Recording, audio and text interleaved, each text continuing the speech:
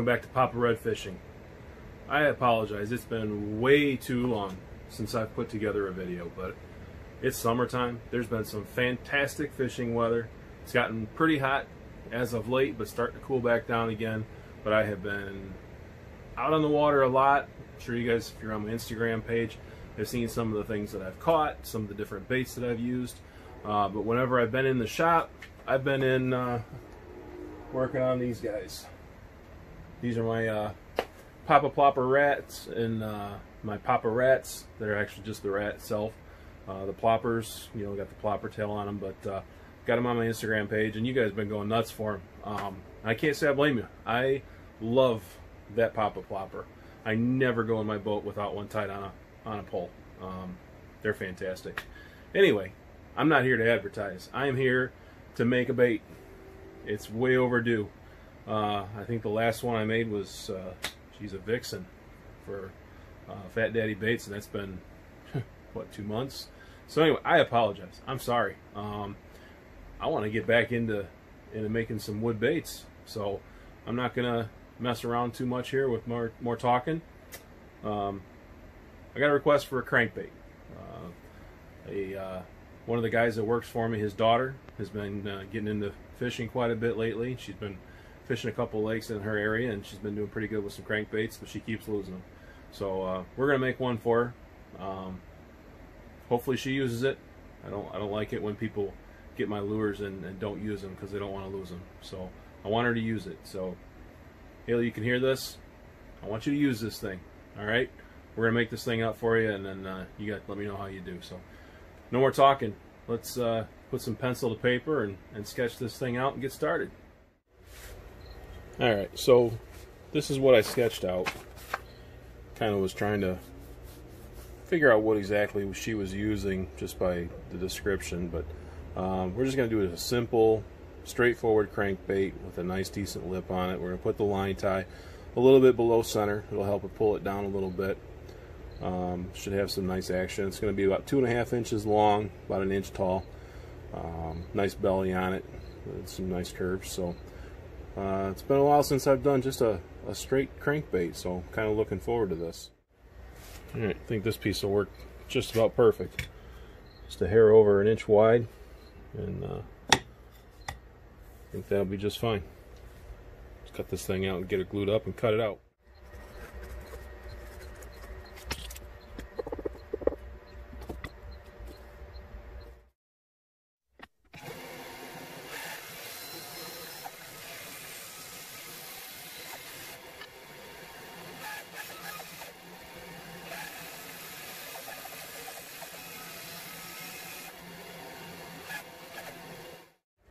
Alright, let's get this profile marked here. I want to keep this kind of on the fatter side. So we're going to make the center of the body pretty decent size with some pretty severe tapers.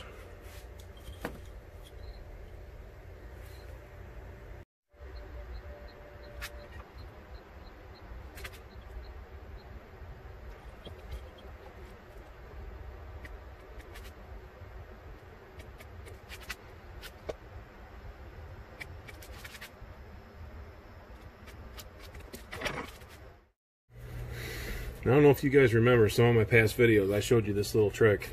When you make this cut, before you sand the shape of the body, take that little scrap piece that you've got. That way you've got a nice flat piece that you can make these cuts with. You don't have to worry about it rocking on you like this and not getting a straight cut.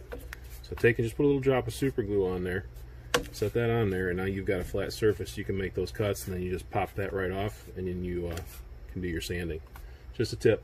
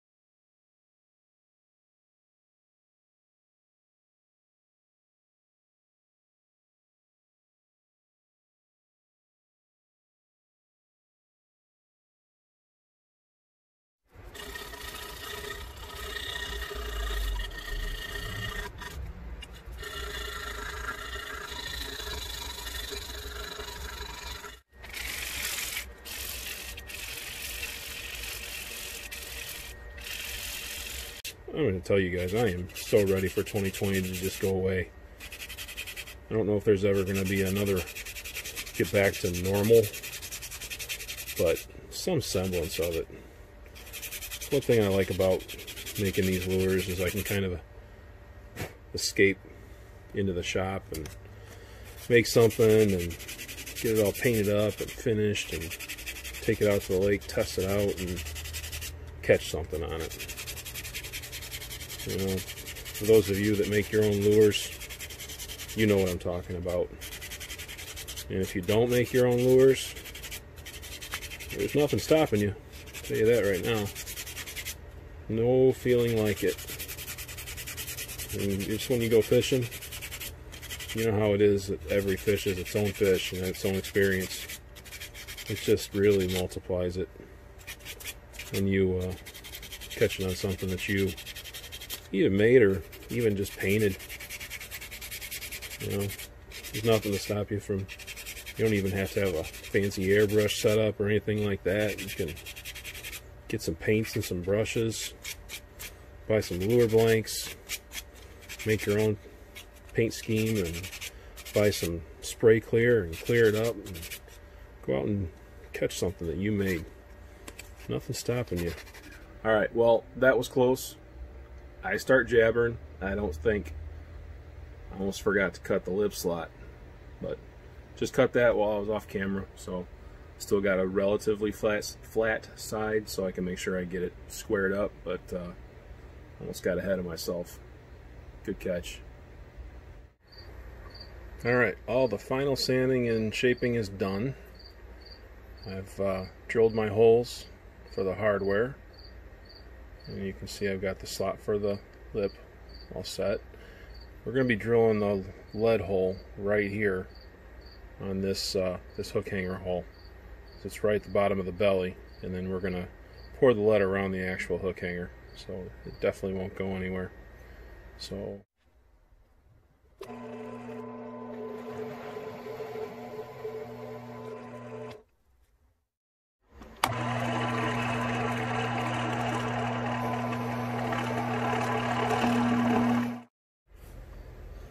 alright, so before I came over here, I actually took the pieces of hardware out. I know you didn't see me super glue that in, but I did. I took that back out, super glued it into the wood, and now we're going to put the lead around the outside of the hardware.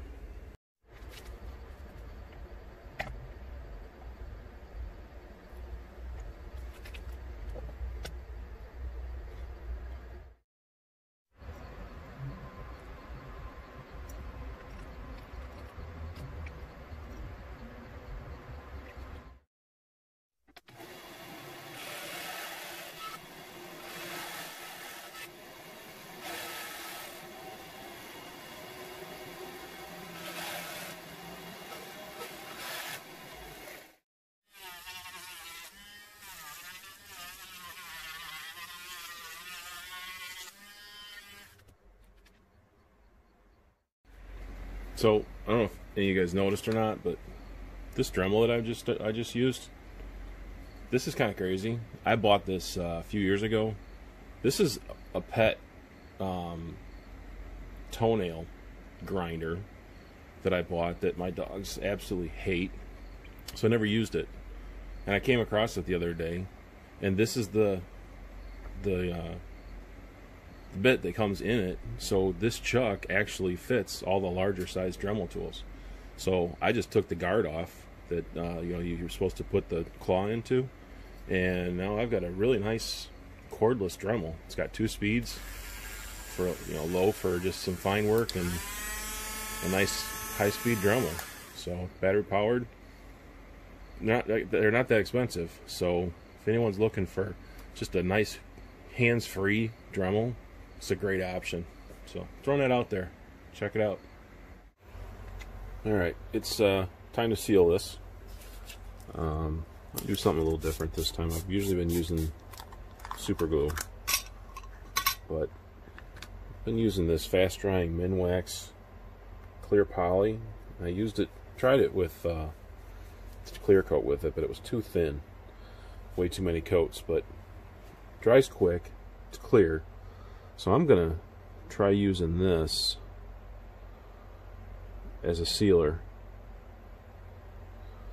So we're gonna let that drip,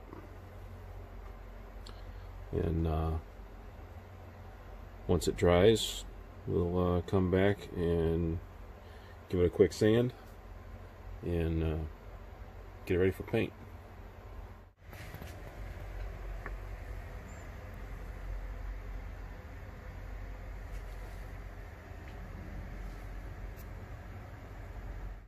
Okay, so we're getting ready to lay down some paint on this lure. The original lure, the picture that Haley's mom sent me, shows kind of just a red fire tiger type of paint job. Just had a red body with red, black across the back, and then just, you know, the stripes coming down. So I think we're gonna dazzle it up a little bit. Hopefully it doesn't affect the fish that she's catching. I know that the lure she was using has been pretty effective for her. So we're going to go with one of my original classic paint jobs. We're going to do this fire tiger, and don't mind the lure. This lure doesn't work. It was an experiment, but the paint job's pretty cool. That's why I hang on to it. So we're going to take a look at this, and we're going to do like some copper, blend it into like a pearl red with the black across the back, and then got the stencil for these fire tiger stripes. So this is what we're going to go with.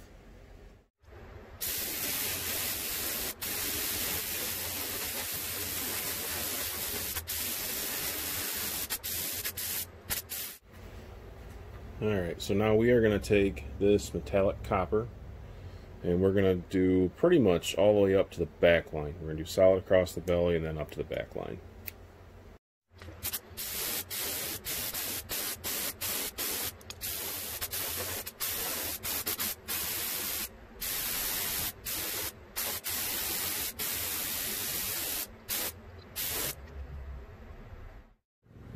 Okay, so now we're going to use this pearl red. And we're going to go, my original lure, I only had the pearl red maybe about to the middle of the bait, but her original bait was, like I said, pretty much all red. So we're going to bring the red all the way down to the belly area and just leave the copper showing on the bottom.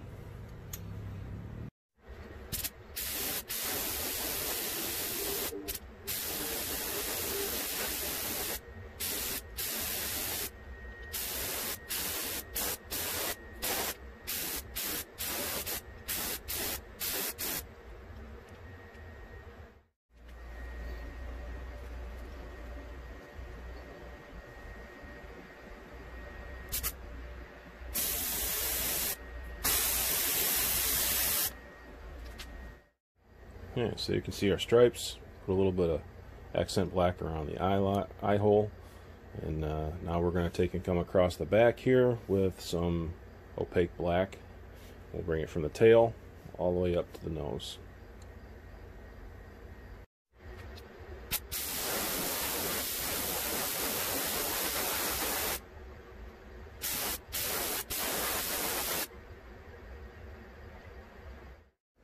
Okay, this is pretty much wrapped up, but I want to add a little more detail. I'm going to take a little bit of thin pearl white here, and I'm going to put some very light scales in there. I mean, if you just look at this bait, you won't see them, but you get out in the light and in the sun, and you'll see the pearl. So let's go ahead and lay that on and get this thing unwrapped.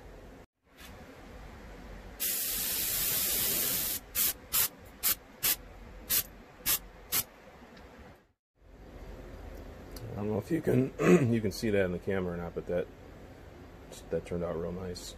Just about the right amount.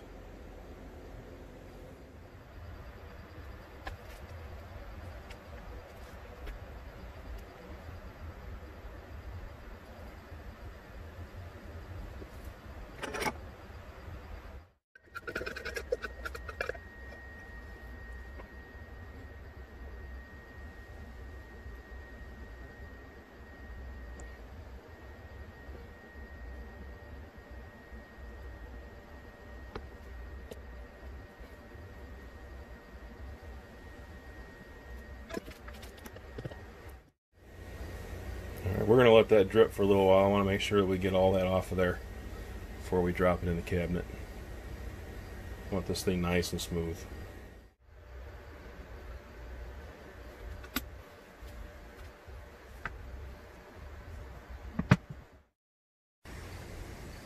Alright, well there we have it. Out of the clear coat. Got some hooks on there, some hardware. It turned out pretty good. We're going to take this thing, throw it on a pole, head out to the lake, give it a shot. We're not going to fish with it for too long, so like I said, this is going out to a young lady. I don't want to bang it up or anything, but I think it turned out pretty good. So let's get this thing tied up, and I'll see you guys out at the lake. Alright, so here we are. Planning on doing this with a GoPro, but my battery's dead. So we got the crankbait all tied up, and we're going to throw it out here and see what kind of action we got. Pan out here. Got it. So it's a floater, and it's got a nice little side-to-side wobble. Got bluegill chasing it already, a couple of them. Anyway, let's throw this out and we'll see how far it dives down.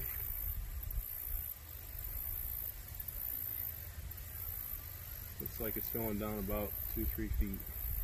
It's just about right with the lip that I got on there. I got some more bluegill going after it. If bluegill like it, that's a plus. So anyway, we're going to fish with this for a little bit. I don't know if I'm going to be able to get some actual fishing footage. I'll try and get the GoPro charged tonight, but if I do end up catching a fish, I'll get it on shore and show you. So let's see if we can catch anything. Hey, we're back at the bait shop. So had a little bit of a rough weekend trying to get out on the water with the weather and just other stuff going on. I didn't get to spend near as much time on the water with this bait that I wanted to, but the time that I did get to spend out there, this thing has a nice action to it.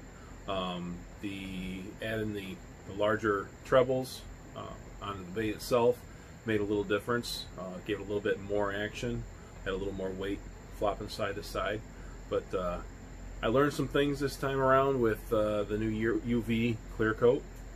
Not entirely happy with this finish, but it's not going to hurt anything when we're out fishing, that's for sure. But I did learn a couple things. I'm implementing that on some of the other baits that I'm working on for you guys. So anyway, we're going to wrap this video up. I wish I'd been able to show you guys a fish on the end of this, but again, I need to get this delivered. There's a girl that's going to be doing some serious fishing with this thing, I hope.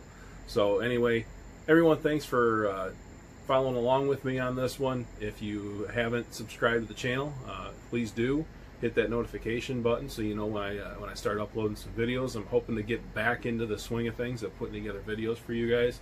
If you have any ideas that you want to see Papa Red give a shot at, shoot me a message either on Instagram at Papa Red Fishing or in the comment section below. I appreciate every single one of you guys. So until next time, Papa Red out.